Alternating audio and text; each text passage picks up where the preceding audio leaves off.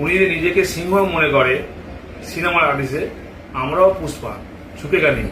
আমরা ঝুঁকব সাধারণ মানুষের কাছে, আমরা ঝুঁকব গণদেবতার কাছে।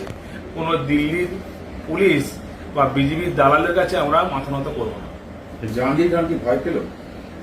জাহাঙ্গীর খান ছোটবেলা থেকেই লড়াই করে উঠে এসছে। আমি সিঁড়িতে উঠিনি, লিফটে উঠিনি। আমি পঞ্চায়েত প্রধান 5 বছর ছিলাম, পঞ্চায়েত সমিতির সভাপতি 5 বছর ছিলাম। এই রানিং 2-3 বছর আমি জেলা পরিষদ পূর্ত পরিষদের কর্মাধ্যক্ষ। আজকে আমি বিধানসভার তৃণমূল কংগ্রেসের জোড়াফুল থেকে প্রার্থী হয়েছি। আমি ছোটবেলায় যেটা দেখেছি শোলে বই, সে আমজাদ খানের জো আদমি ডর গিয়া ও আদমি মার গিয়া। জাহাঙ্গীরের ডিকশনারিতে ডর বলে কিছু নেই।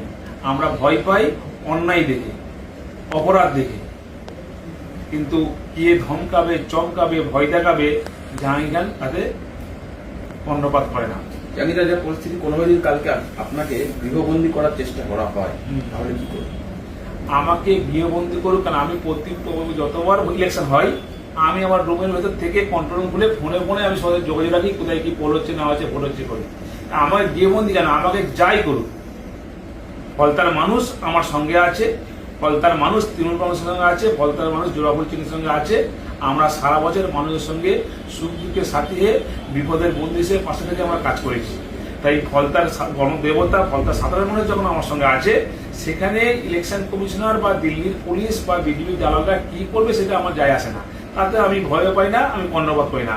আমি সাধারণ মানুষের সঙ্গে ছিলাম, আছি, থাকবো, আর মানুষ আমার সঙ্গে ছিল, আছে, থাকবে।